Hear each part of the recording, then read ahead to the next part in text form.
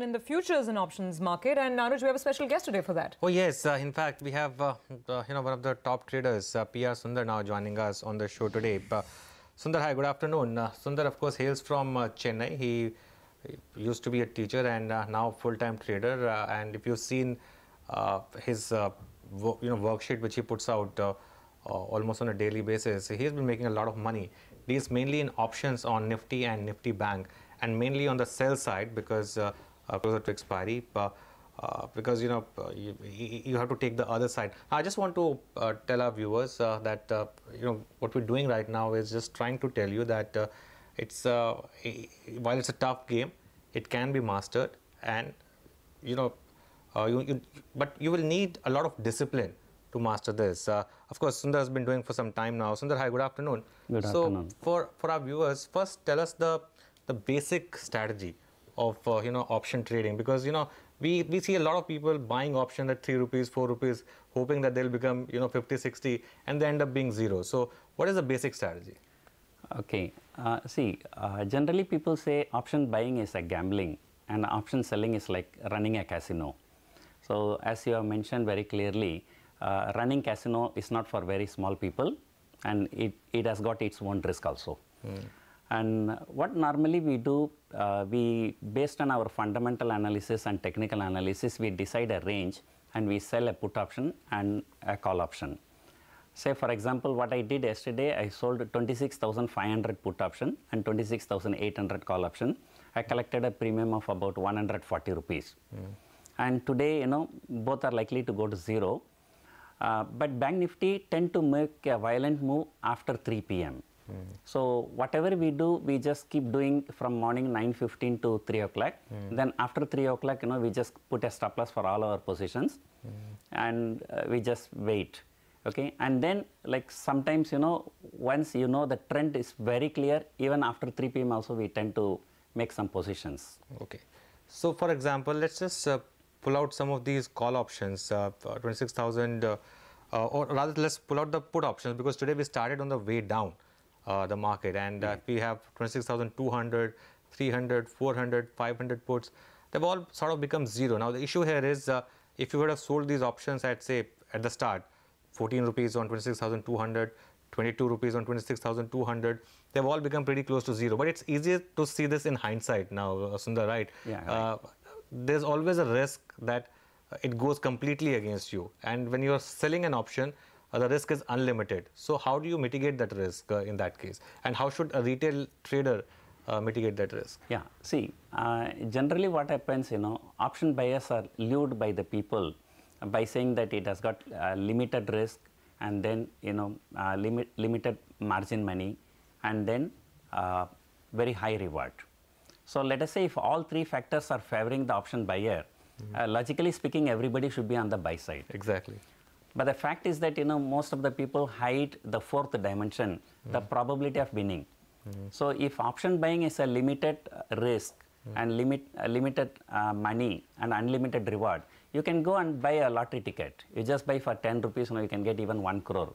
And although they say it's unlimited profit, in option buying, like sometimes you buy for 10 rupees, it becomes 20 rupees or 30 rupees or maximum 50, 100 rupees, not more than 10 times.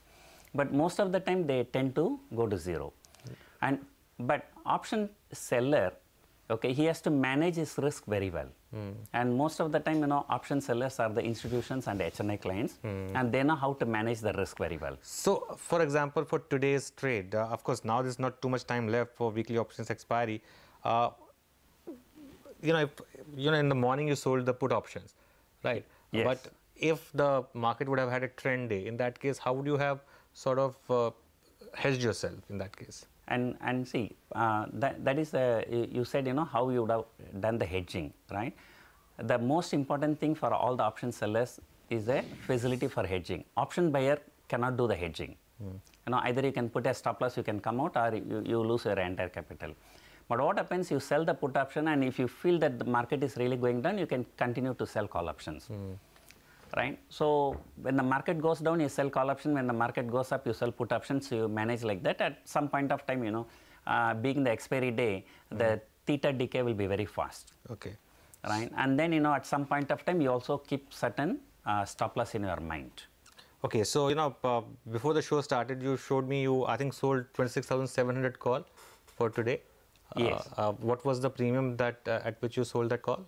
I sold 26,700 call at 30 rupees, 26,800 call at 10 rupees, Okay. and 26,400 just 5 minutes before, 10 minutes before I showed you, I sold it at 8 rupees around. Now trading around 1 rupee 50 paise. Okay. And then 26,300 around 4-5 rupees, and 26,200 around 4 rupees, and so on. Okay, and again, once again, for people listening in here, you will require a lot of margin, though. It's not a game for everyone. You will need a lot of margin. For those who don't have the margin, in that case, this game is not for them, right? Yeah, true. But the thing is, since it is an intraday trade, and a lot of brokers will be offering a good amount of leverage. Say my broker offers me about 10 times leverage. So if I got 1 crore money in my account and he gives me 10 crore, and with that 10 crore, I can just sell a lot of put option, call options, and far away 2 rupees, 3 rupees, and at the end of the day, I make 2% of my capital. Right? So if you are making 2% per day, in 4 expiries, you make 8%. 8% per month, for an HNI client like me, it's a very huge money. Okay. So again, for our retail viewers, Sundar, tell us what should be the mistakes that you should be avoiding in option trading. And see, option buying is like it is a hero or zero game. Yes. Right? And most of the time, the people do not realize that. Say, for example, for example, on 31st May, if you were selling call options, market would have taken you cleaners, right? Because you had that 700-point intraday rally. So how do you hedge that? Because for any stop loss, that would get triggered. Okay. See, that's number one. You're asking me, those who have sold call option would have lost heavily. But the same question I'm asking, what would have happened to all those who bought the put options? And everything is, even deep in the money put options, but where it became zero. So it's a 50-50%. Right? And like once in a while, I always say, like somebody is coming into my casino, is winning a big prize money. It's always good. Only that motivates those people to come and again lose. So once again, for indices, you mainly sell options, but for stocks, it would be prudent to buy instead of selling options? Yeah, generally people who are selling options, the institutions and HNI clients, they do huge volume. Sometimes, the stocks may not take the kind of volume that we do. That's number one. And second thing, option seller always wish that, the market is range bound so that he can make profit. But sometimes, stocks can tend to move violently. And in fact, you mentioned on May 31st, and that violent move came because of the news about HDFC Bank. So sometimes stocks tend to move, so it's better to avoid. Okay, finally then, for this expiry, is there any last trade that you think is still doable? Yeah, now it's almost 3 o'clock. Now from now, the weighted average take place, right? And usually 3 to 3:30, there can be a violent move. And if there is any move, I expect it on the higher side rather than on the lower side. On the higher side, you said, yes, is a possibility. All right, Sundar, thanks a lot for joining us. What we'll try to do is perhaps one of the days we'll try to get Sundar in the morning to take those trades and then see by afternoon if those trades are working or not. But we'll do that. And once again, a disclaimer here. If you're taking options trades, in that case the risk is high if you're not hedging yourself properly. So do your risk reward arithmetic and do consult your financial advisor. We'll take a break, and of course